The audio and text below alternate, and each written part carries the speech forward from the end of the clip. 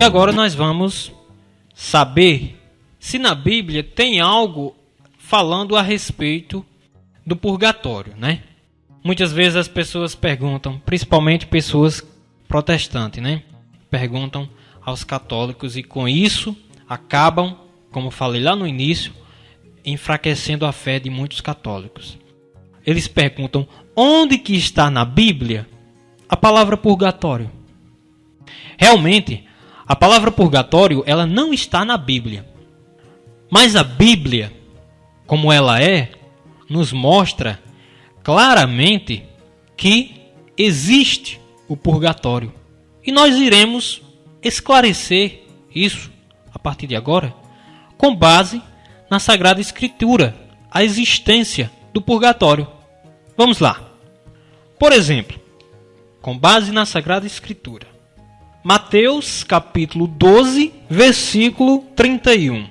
Por isso, eu vos digo, todo pecado e toda blasfêmia serão perdoados, mas a blasfêmia contra o Espírito Santo não será perdoada.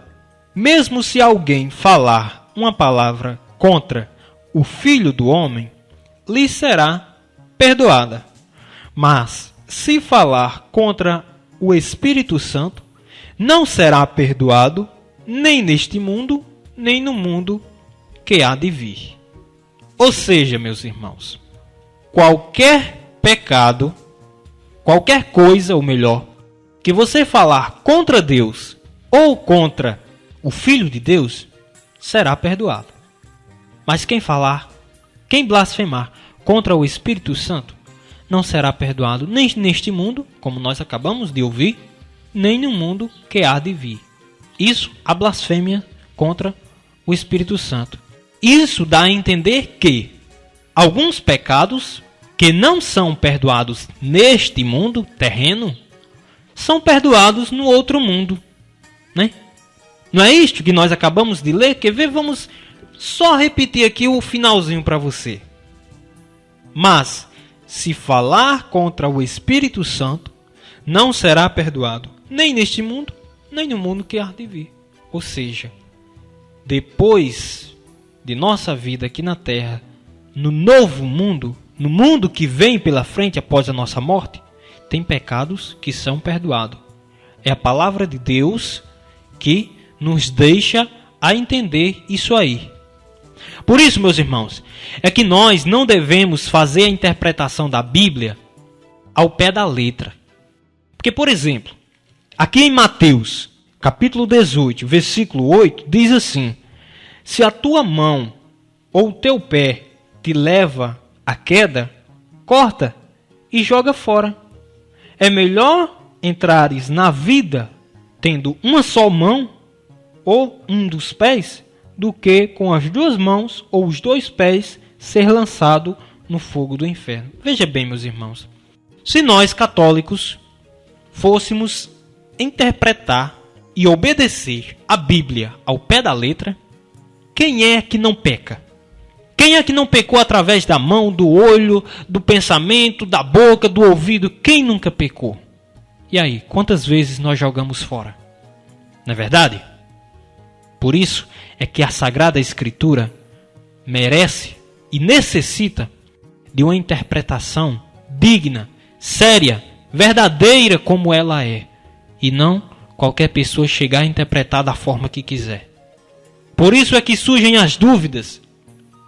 Por isso é que as igrejas protestantes, os membros, os adeptos dessas igrejas, partem com tudo para cima dos católicos mal informados e conseguem tirar deles a sua fé.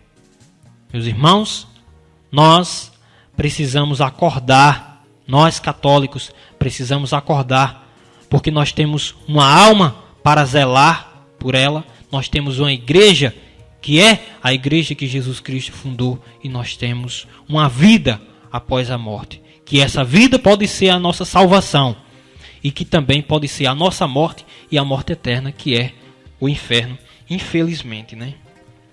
Então veja bem, Mateus capítulo 12, versículo 31 foi um dos embasamentos que nós usamos para mostrar, né, a existência do purgatório, que há de vir após a nossa vida aqui na terra.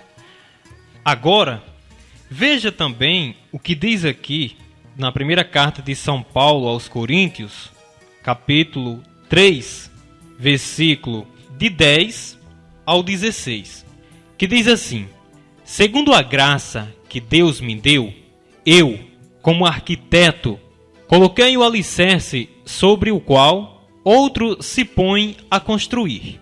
Mas cada qual veja bem como estar construindo. De fato, ninguém pode colocar outro alicerce diferente do qual já está colocado, Jesus Cristo. Se então alguém edificar sobre esse alicerce com ouro, prata, pedras preciosas, ou com madeira, feno, palha, a obra de cada um acabará sendo conhecida. O dia a manifestará, pois ele se revela pelo fogo, e o fogo mostrará a qualidade da obra de cada um. Aquele cuja construção resistir, guardará o prêmio. Aquele cuja a obra for destruída, perderá o prêmio, mas ele mesmo será salvo, como que através de um fogo. Acaso não sabeis que sois templo de Deus e que o Espírito Santo de Deus habita em vós? Tá aí, meus irmãos. São Paulo também nos dando uma explicação na primeira carta que ele escreve aos Coríntios e demonstrando nessa carta, né, a existência do purgatório. Ele fala aqui que aquele construtor que construiu a casa com materiais que não foram de primeira qualidade, materiais de segunda qualidade, terceira, aquele construtor perderá o prêmio, mas será salvo como por meio de um fogo, ou seja, ele não perderá a vida, ele será salvo. Então, refletindo bem esta palavra, nós podemos entender de que forma? Nós podemos entender que aquela pessoa que fez a vontade de Deus, que deu a vida, que lutou, que trabalhou, que fez tudo o que pôde aqui na terra, tudo o que esteve ao seu alcance, ela ganhou o prêmio, ela ganhou a salvação. Mas já aquela pessoa que também teve o mesmo intuito de ganhar o prêmio, mas que não lutou o suficiente, foi um pouco descansado, acabou se desligando, acabou não dando prioridade ao que era mais valioso para Deus e acabou relaxando no trabalho de Deus, mas que não deixou de trabalhar, né? Simplesmente foi mais devagar, foi mais descansado, mas mesmo assim colaborou para que o reino de Deus acontecesse.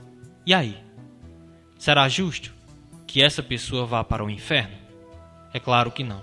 Então, como que através de um fogo, assim São Paulo explica, porque veja bem, você pode até pensar ou dizer, mas São Paulo não está falando de salvação, de ir para o céu. São Paulo está falando de uma construção, de uma casa, de um material de uma casa, que um é construído de uma forma, com material de uma qualidade e outro de outra. São Paulo está falando uma parábola. Jesus sempre falava por parábolas. A maioria das vezes os apóstolos não entendiam essas parábolas e pediam para ele explicar. Aqui também São Paulo está falando por meio de uma parábola. Entendeu? Então, nós encontramos também aqui, na carta de São Paulo aos Coríntios, na primeira carta, capítulo 3, versículo de 10 ao 16, uma passagem em que nos mostra claramente a existência do purgatório. Entenderam? Por isso, nós não entendemos a Sagrada Escritura ao pé da letra.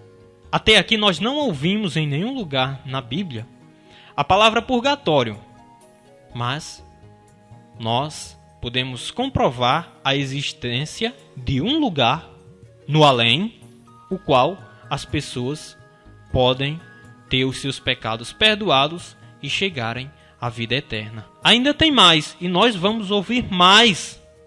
Veja também o que diz aqui no Evangelho de São Lucas, capítulo 12, versículo 45 ao 48.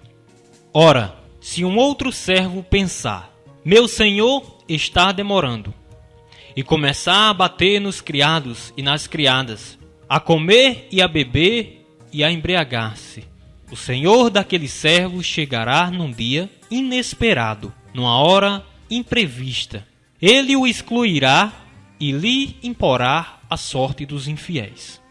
O servo que, conhecendo a vontade do Senhor, nada preparou, nem agiu conforme a sua vontade, será chicoteado muitas vezes. O servo, porém, que não conhecendo essa vontade, fez coisas que merecem castigo, será chicoteado poucas vezes. Tá aí, mais uma parte na Sagrada Escritura. Desta vez, esta foi tirada do Evangelho de São Lucas, capítulo 12, versículo 45 ao 48. E vem, bem no finalzinho, dar-nos o entender da presença do purgatório também na Sagrada Escritura. Como? Falando aqui, o servo que não conhece a vontade do patrão, que não conhece e acaba fazendo coisas que não são do agrado do patrão, será chicoteado poucas vezes. Então veja, meus irmãos, esses versículos que nós estamos lendo são versículos retirados da Sagrada Escritura que comprova a existência do purgatório. E digo mais, esses versículos não estão sendo interpretados por mim, não. Eu apenas aqui estou sendo um porta-voz da igreja. É a igreja que usa esses versículos como base para dar o nome de purgatório a um outro estado de vida que há após essa vida aqui na Terra. Então, o que eu estou lendo aqui, o que eu estou passando para vocês, não é nada meu, não. É a própria igreja que fala. Estou apenas transmitindo.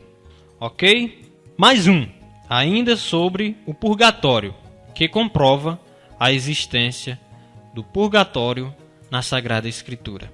1 Pedro, capítulo 3, versículo 18 e 19. De fato, também Cristo morreu uma vez por todas, por causa dos pecados, o justo pelos injustos, a fim de nos conduzir a Deus. Sofreu a morte na existência humana, mas recebeu nova vida no Espírito. Veja o que diz agora o versículo 19. Nós lemos o versículo 18 de 1 Pedro, capítulo 3. Versículo 19. No Espírito, ele foi também pregar aos espíritos na prisão, aos que haviam sido desobedientes outrora, quando Deus usava de paciência nos dias de Moisés.